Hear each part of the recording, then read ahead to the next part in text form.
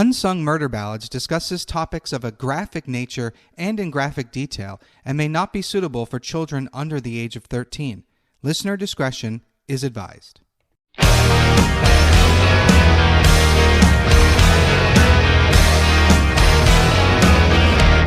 All right, welcome back to Unsung Murder Ballads. This is episode 24. I am Janus Dead.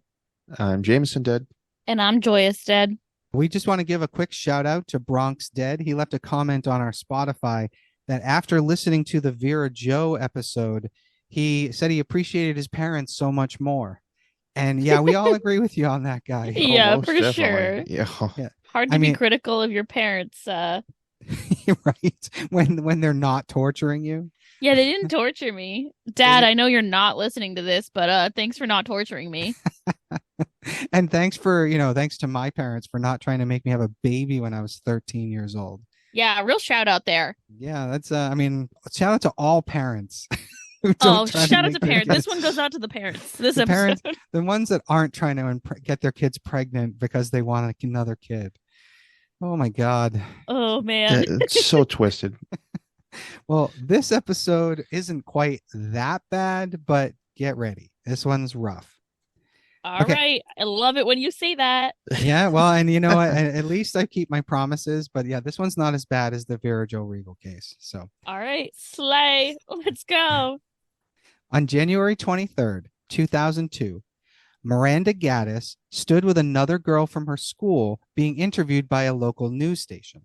Miranda was going to be dancing in an upcoming school event to kind of help raise money for another classmate, a friend and a neighbor of hers that had gone missing about a month before.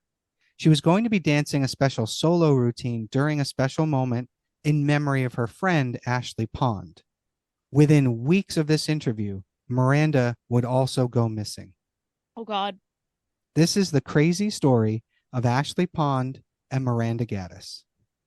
On March 1st, 1989, Ashley Pond was born to parents Lori, who was 16, and David Pond. When Ashley was about 9 or 10, it was discovered by David Pond that he was not actually Ashley's biological father. Oh, yikes. And this created a whole slew of problems, and obviously it led to her parents' divorce. Ashley then sought out her biological father. He was a man by the name of Wesley Roediger. Ashley began trying to spend weekends with him to try to make up for lost time. But these visits came to an end in late 2000 when Ashley told her mother that Roediger was sexually assaulting her. This poor girl.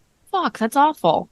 Yeah, he would be charged for 40 counts of abusing his daughter in January 40? 2001. 40 Holy counts. Hell. Roediger and his lawyer accused Ashley of lying, and the embarrassment caused Ashley to recant her accusations. Oh, No, really? thing. Oh. Her father ended up pleading no contest to a lesser sentence and received 6 months of probation. Oh, what a piece of shit. That's fucking bullshit. He also received a no contact order in September of 2001. Yeah, let's see if he Okay. actually obeys that. Right? We see where this is going. So Ashley Pond was 12 when she and her mother, Lori, was living in Newell Creek Village Apartments in Oregon City, Oregon. Ashley was in the 7th grade at Gardner Middle School. She joined the swim and dance teams at school. She had a lot of friends. She was outgoing and overall a kind and smart person. On July 9th, 2002, not too long after her father's release from incarceration, Ashley was running late for school. It was a little after 8 a.m., and the bus would be there in minutes. The walk to the bus stop was up a hill, and that took less than 10 minutes to get there from where she lived. On this particular day, she was actually looking forward to going to school because she had dance practice, and she was really looking forward to that. Lori expected to hear from her around 6:15 p.m. that night, but when she didn't, she became worried and called the school. It was at this point that she found out that Ashley had not gone into school that day. Yikes, and they didn't call her. That's bad. Lori called the police and reported Ashley missing. She told them that none of Ashley's clothes or belongings were missing and that she did not in any way believe that Ashley had run away. Mm-hmm. Authorities agreed with her and believed that she had likely been abducted. So that's like a first on this show. Yeah, I that was is the just about to say that first that's we ever heard that they would pretty assume damn that. impressive. The first in this country, because I think the Beaumont children was the first we'd ever covered where the police took immediate action. Very true. Yeah, this is unique for here. So detectives learned from her classmates that she had never even gotten on the bus. So they canvassed the neighborhood, the surrounding woods, and even checked her internet search history, like her activity. Mm-hmm. They also sought out her father, her biological father, and while he openly admitted to his crimes, abusing his daughter and how he pled guilty to the crime, it turns out that Rodiger had an alibi. Wow. So her mother, Lori, was now under scrutiny. And What? authorities learned that she actually abused alcohol and regularly neglected her children. Oh, yikes. Oh, okay.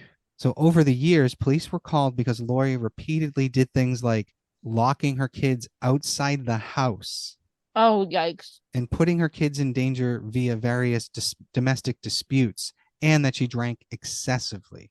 That's sad. This poor kid. Months before Ashley's disappearance, she confided in some of her classmates that the father of one of her friends had abused her. Oh my God, this poor poor girl. kid is getting thrown around. It's crazy. This girl, this is a hellish childhood because she's 12. Right. She's so young. Now, these accusations were reported by the teachers at her school to the authorities because they heard the rumors, they heard the kids talking about it. But for whatever reason, her mother, Lori, took no action at all when she heard about this friend's father abusing her daughter. This is weird because she did take action against her daughter's own father. Do you think she was coherent? I don't like what when I this think is happened? happening. I'm dying to know what you think is happening. I mean, it's the worst possible scenario, but it sounds like her mother could be pimping her out. Oh, Wow. oh, that would be miserable. Yeah, It's not unheard of, but Janus, your reaction tells me that that's not the case. Well, it's definitely interesting. It's not the case. So there's that. But Okay. yeah, Small that breath of would relief be, here. Your reaction was great. Yeah. So yeah, it's not that bad, but The pessimism grows as we Oh. go along with this podcast. The further we go, the more pessimistic I get. So thanks. and you should be when we're talking about these cases because we're choosing cases that are just god awful. Mm-hmm. Well, yeah, I mean, look at how excited we all got about the cops actually siding with Right. with somebody. You know, like Yeah, it's unheard of. But after that one case we did, one of the Australian cases where we talked about the number of people who go missing and are found.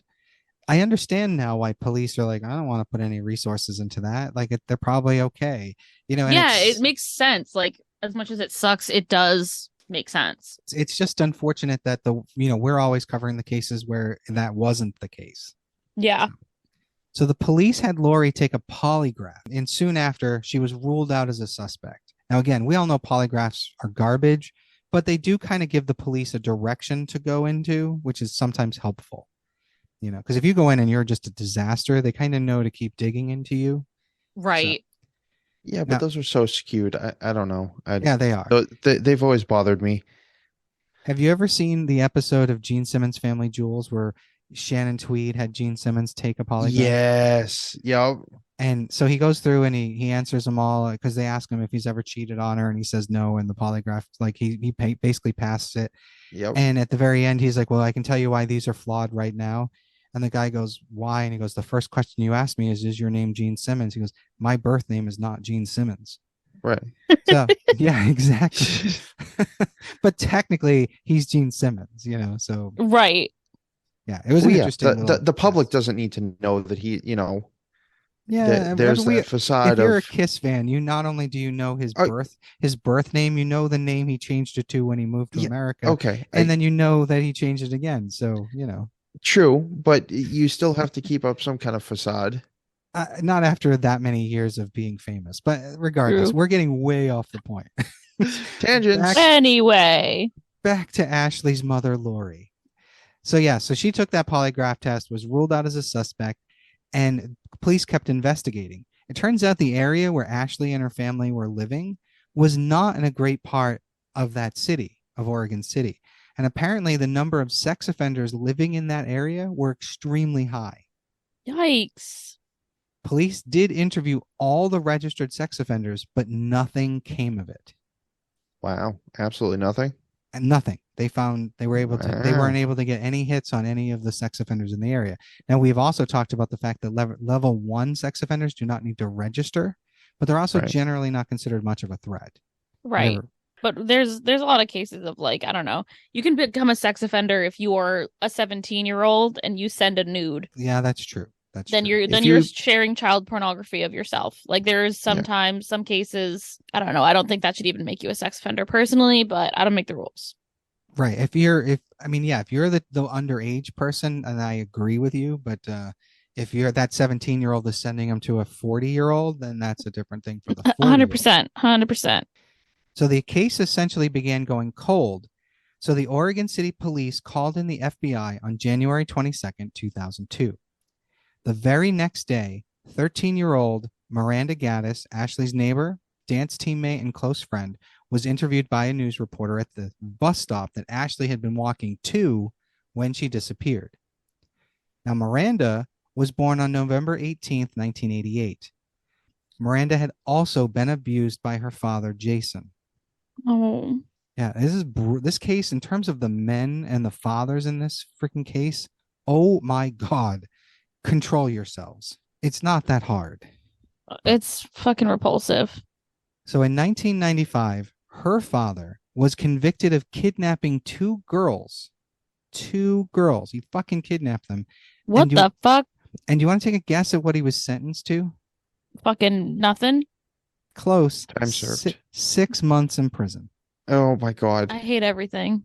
He was also ordered 54 years of post-release supervision. So okay, what does that mean? Parole or basically parole, and he's got to probably go and take some tests and check in all the time. I don't even know. Like, how ridiculous. Now 54 years is a long time. Right, but it's not like you're wearing an ankle bracelet. Right. Like, what does that do? That's so stupid. And this poor girl. Yeah, literally. And she has to know that her father. Ooh. Yeah. I would be pissed if I were her. Well, he abused her, and then he tried to kidnap two girls. So not exactly someone I would assume she would want to keep talking to. Nope. Well, yeah, no. Nope, but then she has to live knowing he's in the world. That's horrific. True, too. So that obviously led to the end of her parents' relationship, and Miranda would be raised by her single mother, Michelle. Soon after, Michelle started dating a man by the name of Brett Edward McEnany. McEnany had a history of abusing girls, and Miranda and her sisters suffered at his hands. Come on. Awful. There's some real winners in this bunch. What the hell? He also would be convicted of his crimes and sent to prison. So, Jesus Christ. How's the mother questioning herself after this? I gotta know. Let's see how much this guy gets. Well, we actually don't know that. Like, I didn't dig that deep. It's not. Okay. He's not 100% relevant. That's just to demonstrate what Miranda was going through as she's growing into young teenhood. Right. Oh my God. So despite the abuses that Miranda suffered, she was known as fun, free-spirited, and kind. How she managed to pull that off blows my mind. Yeah, that takes a lot of courage and a lot of inner discipline, and she could have just become a really hateful person. I'm surprised she didn't. Like, I don't know. Like, I'm impressed with the fact that she didn't let it destroy her personal life. For real. So Miranda lived in the same apartment building as Ashley, and she expressed concerns to that news crew that Ashley might have been kidnapped. Now, her middle school had decided to hold a dance performance on March 23rd. That was supposed to help raise money for a search team for Ashley Pond. However, on March 8th, 2002, Miranda's mother, Michelle, left for work at 7 a.m. So the authorities believe that Miranda left around 8 a.m. to go catch her bus, the same exact bus that Ashley had gone to catch months before. It's gotta be terrifying to be going to the same place that your friend was kidnapped. I mean, and the sad part is that they were interviewed at that bus stop. It's part of their neighborhood. It's just on the outskirts of their apartment complex. Man. Come 1:20 p.m., her older sister called their mother and said that that Miranda had not been to school that day. So Michelle called the school and found out that she indeed wasn't there. She was absent. And Michelle reported Amanda missing to the FBI because they're still in the area. She just calls them and they begin to investigate all over again. Yeah. Now, the circumstances surrounding her disappearance and presumed abduction were so similar to Ashley's from 2 months earlier that they didn't really waste any time. But there were other striking resemblances between them. They both had similar facial features. They were about the same height and weight. They both had brown eyes. And they were going up the same hill to the same bus stop. Authorities believe that a stranger may have abducted both Ashley and Miranda on their way to that bus stop, which makes sense. Like at this point, where else were they abducted? Right. That it makes too much sense. Now, however, without an apparent crime scene or physical evidence, authorities began to investigate the possibility that they may have been taken by someone that they knew. Since their disappearances, students were actually getting picked up from school and driven back and forth instead of using the bus stops, which Yes. 100%, right? Yeah, 100%. That's the correct course of action here. Personally, at the very least, I think that city should have done was put in cameras at all the bus stops. And it doesn't really help you on your way to it, but at least there's something there. But the entire residents of the Newell Creek apartment complex, as well as the rest of the city, but the residents of that complex were very much on edge. They were terrified. Sense. Yeah, they were terrified. I mean, there's a child abductor, possible serial killer somewhere amongst them. Yeah. Like, what are the chances that someone happened by twice in 2 months? Right. No one there is letting their kids out alone ever. Right. And if it wasn't the same person, what are the chances that 2 separate people did it? Right. Low. Yeah. It really seems like one person doing both. That's how I would have looked at it. As a police officer, that's exactly what I would have thought. So Ashley and Miranda's parents, though, still had hope that they would find their daughters alive and they would get their daughters back someday. Which at that point, because you said yourself, you thought she might be being trafficked. At that point, that would be my first thought too. Maybe it's not a murder. Maybe it's just an abduction and trafficking. So maybe they could come back someday. They're a bit young, but you know what? I don't know what the target market is for, trafficking. Right. So at this point now, the town is swarmed by local law enforcement and FBI as they really continue to dig deep into the investigation. They started using billboards and other major advertisements to get the girls' names and faces out there as much as possible. That dance that was supposed to be just for Ashley was now for both Ashley and Miranda to raise money to help find both of them. And that's so sad. She was supposed to perform in it. Yeah, and that solo performance that she was supposed to do was instead performed by her sister. Oh, that's so sad. Ouch. I can't even imagine what that poor girl was feeling while up there dancing.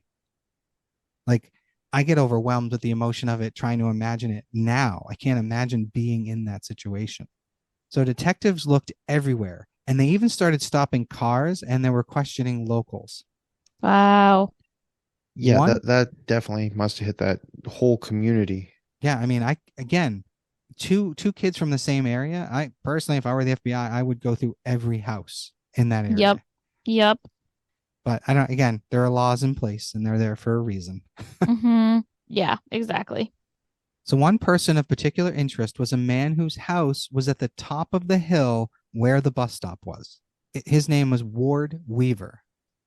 Now, at the time of the girls' disappearances, Weaver lived there with his 12-year-old daughter, Mallory, and his 19-year-old son, Francis, and not Francis's girlfriend, but Weaver's girlfriend. Mallory was friends with Ashley and Miranda. Mallory was popular within her group, and as such, her house was a place where all the kids could hang out, and they had a lot of overnight parties, and they basically didn't really have a lot of oversight. They were it was known as the cool place to go to kind of do whatever the hell you wanted. Mm-hmm. When I was a teen, my house was sort of that yeah, place. That tracks. Yes, it does. My parents had this dumb rule where I couldn't close the door to my bedroom if I was alone with a girl. But if there was at least one more person in the room with us, we could close the door. So we had multiple couples come together and we would turn off the lights and we had like a futon in the bed and it was stupid.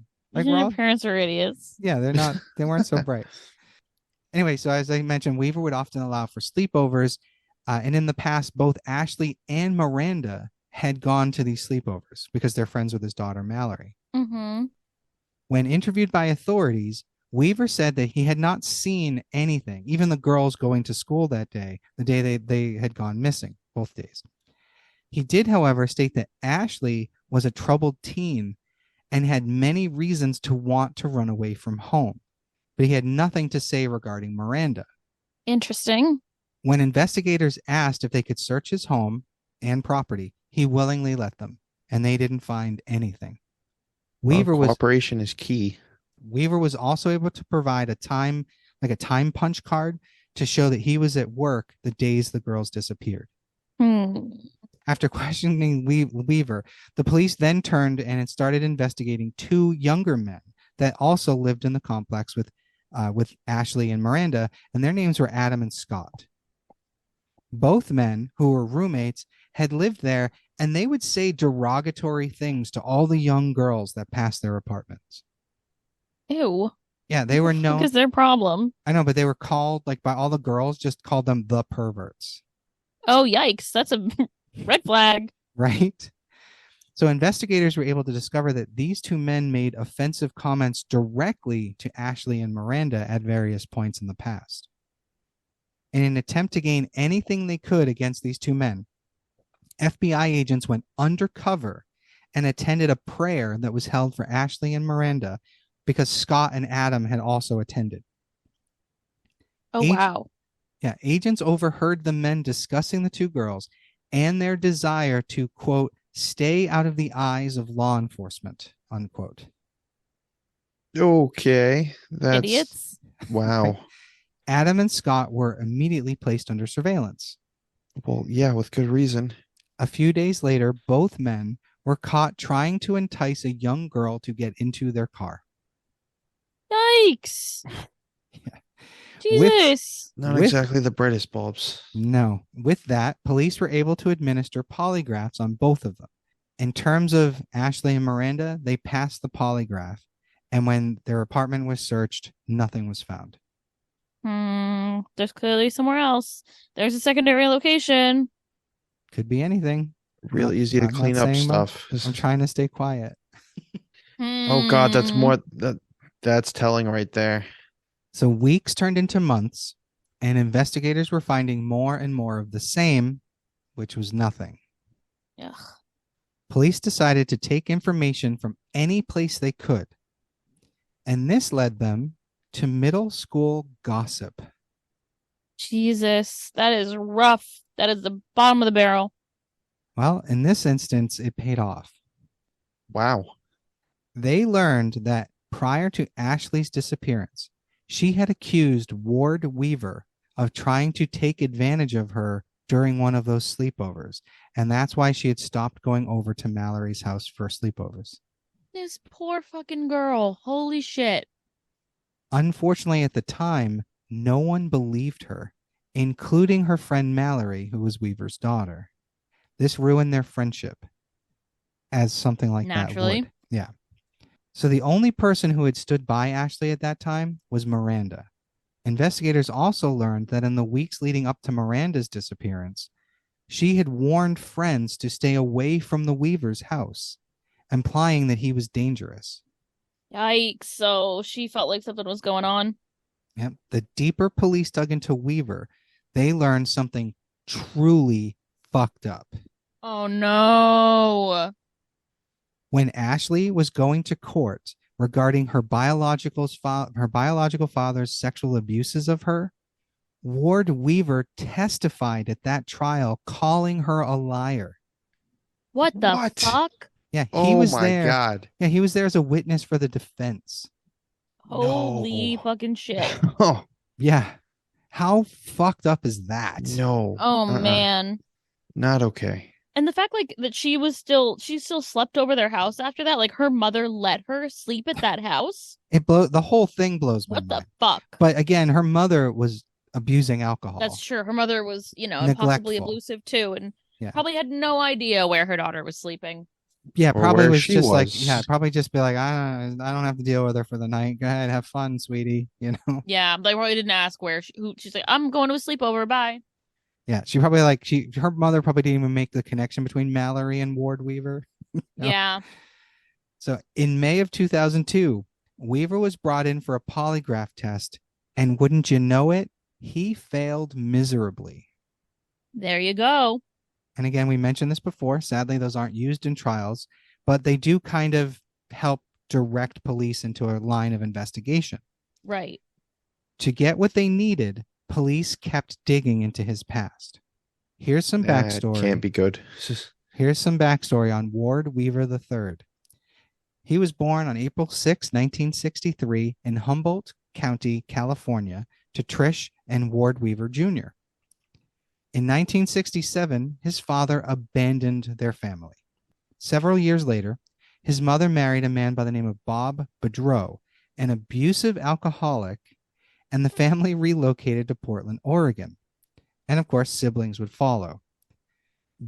Stepfather Bob, dole out beatings on all the children.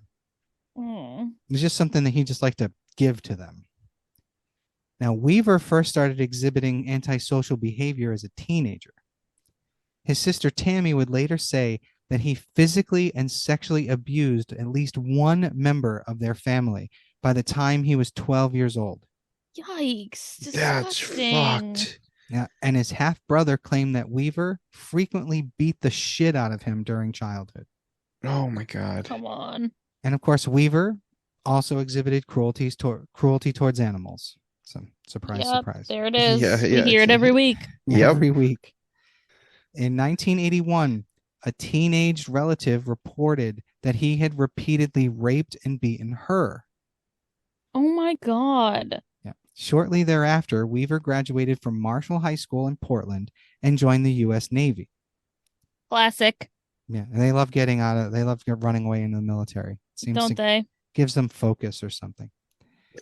Police investigated allegations of abuse in 1981, but the county prosecutors decided not to pursue charges because Weaver had enlisted in the armed services and would be leaving the area. I can't. That's ridiculous. Yep. They were like, we could try to charge you for rape, but yeah, you're going to be kind of going into your own prison anyway in the military. So your own special place where you'll get away with more rape because they don't investigate it. Exactly. So yeah. Slay. So Weaver was discharged the following year in 1982 for dereliction of duty and heavy drinking. So he was a shitty sailor, basically. Damn. So now he's right back on the street.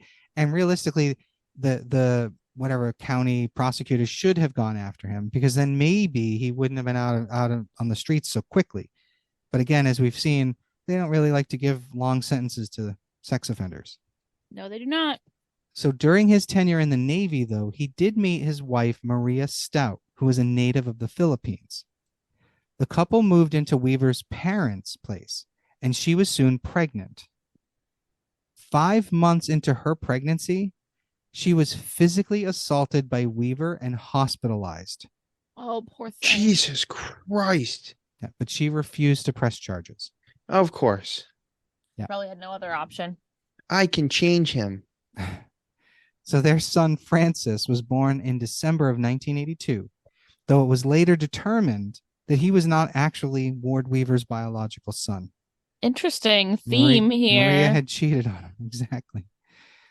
Now, Weaver married Maria Stout in 1984, and the couple relocated to Bakersfield, California. They would have their second child at this time, a son named Alex. Weaver and his wife would have explosively violent fights, resulting in both of them beating the children in frustration. Oh, that's just twisted. Yeah. Child Protective Services finally got involved and removed the children from their home, but only for a short time. Ugh. It was around this time that Ward Weaver III decided that he wanted to reconnect with his own father. Ew. The fuck? Weaver would learn that in 1981, his father murdered a young couple down in California. And What? yeah, and he had buried them in his own backyard. Holy shit. Yeah. What the fuck? So he basically learns that his father's a murderer. His father was sentenced to death in late 1984. He's also a suspected serial killer and is suspected of killing up to 24 people. Wow. What? Yeah. Holy shit. Weaver's thoughts on his father? He regretted that he wasn't called to the stand as a character witness for his father. Oh my God. Oh, this is the worst man of all time. Yeah. Ward Weaver III truly sucks. Yes. Holy crap. Yeah. Can you imagine? And it just makes No. he wants to be a character witness for a man he barely knew. Literally. So Who sucks. So when you apply that back to him being a witness against Ashley Pond, against her biological father, Oh, if they had known that before. that's fucking crazy to me. Actually insane. So on June 15th, 1986, Weaver attacked the teenage daughters of a friend of his in Fairfield, California. He struck one of the girls with a block of concrete. Fucking hell. Yeah. What? Oh my God. He was sentenced to a whopping 3 years in prison for the assaults. What is Yeah. I wrong hate with this everything. judicial system in this case? What is happening? They don't know how to. I don't know if it's California or the West Coast, but they don't know how to keep people away from the public. They don't realize how dangerous they are. That's nauseating. While he was incarcerated, Maria gave birth to their third son. After his release, Weaver and his wife relocated to Canby, Oregon, where they opened and operated a store. It was there that Maria gave birth to their fourth child, Mallory, in 1989. In 1993, Maria Weaver filed a restraining order against Weaver and had their marriage end in divorce. Like at that point, she was done. Wow. Took her Ju- long enough. Right? Now, in July of 95, Weaver had a new girlfriend that he beat with a cast iron skillet. Oh Whoa. my God. What? Whoa. Yeah. He was jailed for this incident, but Sloan, her name was Christy Sloan, she refused to testify against him. So nothing happened. Oh, crap. And by October, they were back together. Oh, that is toxic at its finest. Yeah. And Horrific. they would get married in February of 96. Ah, please no. What? But their marriage only lasted for 4 years. That's a little too long. I That's wouldn't a I'm say lot. surprised only. she's still alive after 4 years. For real. So while they were still married, Weaver began an affair with a woman he met at his work. The couple would move into their rented house on South Beaver Creek Road in Oregon City. And this is where he was living during the disappearances of Ashley and Miranda. Now, Weaver's then 12-year-old daughter, Mallory, would become friends with Ashley and Miranda. And while investigators are looking into him, Weaver decides he's going to go on the offensive. He invited television news station KATU and reporter Anna Song into his home to conduct an interview with him. I can only imagine the shit that he's going to spew. This is sus. Weaver obviously hoped to use this interview as a means of turning his portrayal in the media to a more positive spin. Oh, I hope it backfires bad. You can watch these interviews. He is the most arrogant son of a bitch you've ever seen. He sat there and claimed that he failed the polygraph because of the incompetence of the Oregon police. What? He even stated that if the police wanted more cooperation from him, he was done working with them. He wasn't going to help them anymore because they were treating him so badly. Weaver even discussed Ashley's accusations against him, but he did so in a dismissive way. He then states that he knows Ashley ran away, but that Miranda and Ashley did not have the same things happen to them. Interesting. Now, Anna Song suggested that they take a tour of his home, saying that if he had nothing to hide, then there was no harm in Weaver taking them for a walk around his house and his property. Now, the tour included walking outside his home And he even walked across a concrete slab that looked fresh compared to the walkway that Anna was walking on. Oh no. Yeah, and you can see, obviously, you can see these interviews on YouTube, and you can even see the point during the interview where they're walking across two obviously different patches of concrete on his property.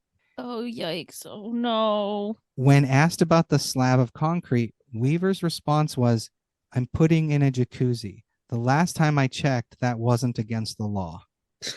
Huh. That's a really sad excuse. You didn't need to finish that sentence. God, idiots. Everyone's an idiot. Weaver would do many more interviews claiming that he was the victim of police tunnel vision as it pertains to a suspect. During a July 9th, 2002 interview with Good Morning America, Weaver commented, I have no problem with them looking at me as a suspect. The problems are that they're asking questions regarding my family. They're telling the parents of my daughter's friends not to let their daughters spend the night because their daughters, quote, might be next, which is the right thing to do. Yeah, Right, 100%. exactly. God, it's already scary enough to let your child sleep anywhere else and already kind of dangerous. Right. And then you have a suspect who likes to have kids sleep over with rumors swirling about. Yeah, it's crazy. Yeah, he's like, no, gotta make sure that girls are sleeping over my house. What? Right? Send your daughters. No, my biggest concern is that girls don't sleep at my house anymore. Hey, what? My poor daughter's friends won't stay over. Hmm. So at some point, Weaver even started telling reporters that he was looking into leaving Oregon entirely. Now, police were starting to become frustrated because they couldn't find any solid evidence, and now their suspect was openly talking about leaving the state. And then the most unexpected thing happened. On August 13th, 2002, a call came into 911. A woman said that Ward Weaver had just assaulted her. Whoa. This girl was his son Francis's girlfriend. Oh my God. Ooh. She was able to escape the house and she called 911. Police quickly rushed to Weaver's home, but he had already fled. Weaver was later found and arrested for the attempted sexual assault. Then another call came in. This one was from his own son, Francis. He told them that the day before, his father had confessed to him about having kidnapped, raped, and murdered Ashley and Miranda. Holy crap. Oh God. Francis's call gave police what they needed, and they subsequently issued a warrant to investigate his property. Ashley Pond's mother, who had suspected Weaver in both disappearances, went and put a sign next to the concrete slab on his property that read, "Dig me up." Whoa. Wow. The FBI began to search Weaver's property on South Beaver Creek Road in August of 2002. That day, a foul odor led FBI agents to a shed behind Weaver's home, where they found a microwave box containing Miranda's remains. Oh. The next day, the remains of Ashley Pond, were unearthed from beneath the concrete slab in his backyard. Oh. Kind of saw it coming, but Yeah, he had put her in a 55-gallon barrel. Oh, what a fucking loser. It appeared that her body, Ashley's body, had at some point been kept in a freezer before being buried. What? Oh, ew. Oh, fuck. Oh. Yeah. Do you think it was put in the freezer to slow the smell and the decay? It's funny because that's like 2 points down in my notes here. The obvious reason is to slow decay, but you got to wonder if this motherfucker was planning on doing something more before everything exploded around him in terms of an investigation. You know what I mean? Like, was he just waiting for the right moment, or was he planning on doing something with her body? Oh, God. Yeah, it's a big kind of what the fuck moment. Yep. Yeah. Now, there was a freezer big enough for her body on the property, so they pretty much knew where he had kept her. But again, there's no kind of telling why he kept her frozen. Maybe he was just waiting to finish digging the hole. I don't know if you guys ever saw the movie Casino, but Joe Pesci's character on Casino says, if you're going to you have the desert and, it's a great place to hide bodies, but he's like, you got to have the hole dug before you get there because if someone shows up, then you're digging another hole and another hole and another hole. So, so maybe he was holding her just to dig the hole. I don't know. Obviously, we may never know. Right. So in 2002, Governor John Kitzhaber launched a multi-agency investigation into the handling of the first report of Weaver's abuse of Ashley Pond. So finally, someone's kind of like, well, someone fucked up over here and we're going to hold you accountable. Weaver remained under arrest for the attempted rape of his son's girlfriend until October 2nd, 2002, when he was indicted and charged for 6 counts of aggravated murder, 2 counts of abuse of a corpse in the second degree, 1 count of sexual abuse in the first degree, 1 count of attempted rape in the second degree, 1 count of attempted aggravated murder, 1 count of first degree attempted rape, 1 count of sexual abuse in the first degree, 1 count of sexual abuse in the second degree, and 2 counts of sexual abuse in the third degree. That's quite a rap sheet. That's crazy. And I should have looked up what all those degrees meant, but that's just fucking crazy. That's quite a fucking list. Yeah, that's why I had going away. Yeah, that's why I had to like just read it all. I was like, usually I skip over that stuff, but that one was sort of fun. So obviously, Weaver denies responsibility. Of course. He's not guilty of anything. No, it wasn't his fault. So in 2003, reporter Anna Song, the one he interviewed and had interview him at his home, she went to the prison to interview him again. Wow. What is she funny. After? After Weaver denied killing the girls, Anna asked him, then how did their bodies end up on his property? Right. She literally said to him, when you walked me over that concrete slab, you're telling me you had no idea that Ashley Pond's remains were buried underneath it. And his response was, none, no. How stupid. Wow, what a load of shit. He is. Throughout the interview, regardless of what he was saying, his demeanor and his body language sent the clear message that he had zero remorse. Now, Weaver kept having interviews with the media, even after his lawyers advised him not to do those interviews. It wasn't long after that his lawyers recused themselves and refused to represent him at court. Can't blame him. That makes sense. He is self-implicating so much. Yeah, he's an idiot. So his new lawyers told the court that they needed an entire year to be able to go through everything to prepare for trial. So in early 2004, Weaver began claiming that he heard voices and began acting out erratically.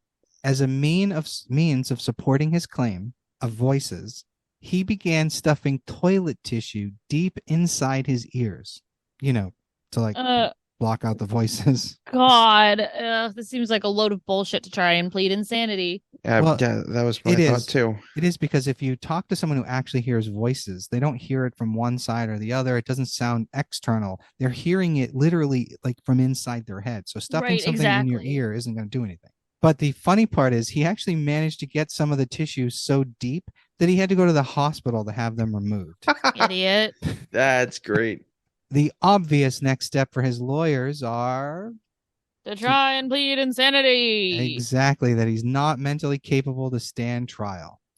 And the judge found him unfit to stand trial. Are you fucking kidding me? Wow. Nope. So he was being treated with medication. He's basically sitting there in prison waiting to get better so that they can try him.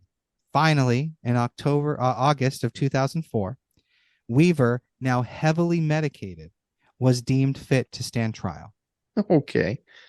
In September, Weaver pulled out his final playing card, and he pleaded guilty to 2 aggravated murder charges and no contest to all the rest.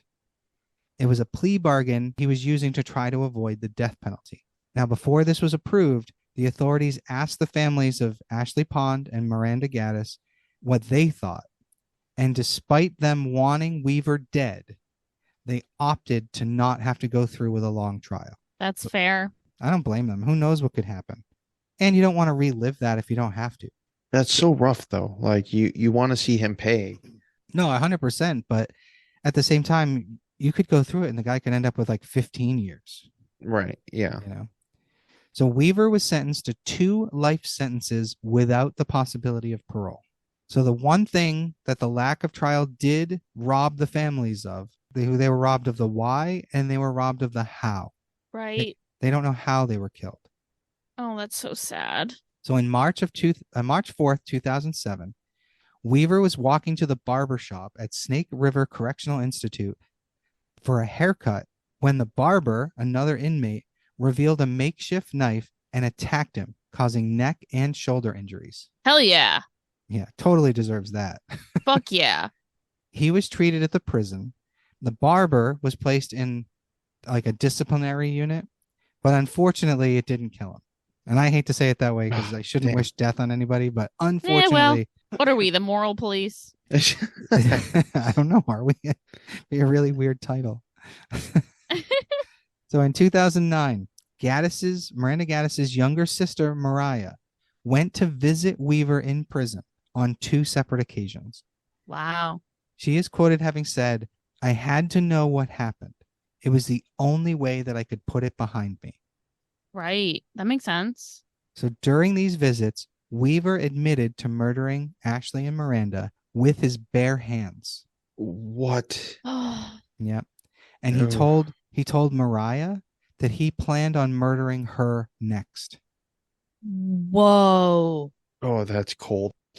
How I can't even imagine just sitting there and hearing that. Whole just chilling. I was going to say your whole body would go cold. Like, that's crazy.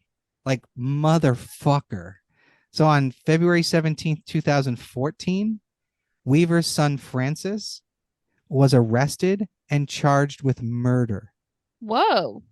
Yeah. He and 3 others had allegedly robbed and killed a drug dealer. Well, So this essentially means that you have 3 generations of this family in prison for murder. Damn, time to end that family line. Sorry. I was drinking water when you said that. Now I want to know what Mallory is doing. Yeah. Does she have kids yet? How are those kids doing? Oh, God. So Weaver's house was demolished and is now a vacant lot, which is probably for the best. Yep. Yes. Now, I would think that maybe the city should put a memorial there for Ashley and Miranda, but both their mothers had left Oregon. So I suppose who's the memorial for then? Right. I guess so that no one ever builds a house there. Yeah, maybe. But I mean, it's just fucked up. It's so fucked. And that is the entire fucked up case of Ashley Pond and Miranda Gaddis. He's still in prison. His son's still in prison. His father was executed. But man, what a fucked up family. Deeply fucked up. That's a monstrosity. And also, damn. Just damn. When I had mentioned when we were talking before how the next case I was going to cover, it just seemed like every man in that story was a sex offender. And it's so fucking true in this case. And it just seemed to get worse. Yeah. Your father, your stepfather, your friend's father, it's what the fuck? Literally everyone. Oh, it's horrific. Put sex offenders in fucking prison. How about that? Yeah, you got to have something better than what we have. And I think I agree with you, but I would say put violent sex offenders in prison. Especially. Because I'm not saying that sex offending, like any sex offender is, any form of that is good. But if they're not violent, then the registry, having them register and what that works for those Right, that levels. makes sense. Yeah. But there needs to be a better evaluation of danger of reoffense. Yeah, something has to be done because clearly too many people fall through the cracks. Yep. There's a case I thought about covering, but this person doesn't die, so we'll talk about it now. But interesting. Yeah, so I was really thinking about covering this one. But there was a young girl. She was homeless as a teen, ends up back at her grandmother's house when she's 17. Her grandmother's boyfriend starts raping her. Oh. And she was going to kill herself. Her name's Lisa McVeigh. And she was going to kill herself. She had made the decision. She had already written her suicide note. She was walking home from work one day and she's abducted by somebody. Whoa. Oh my God. Yeah, he abducts her, takes her back to his house, and he starts assaulting her for 20-something hours. Oh, that's awful. So what's crazy is this girl at 17 is smart enough that she's walking around the house. Every time she can move, she's putting her fingerprints everywhere.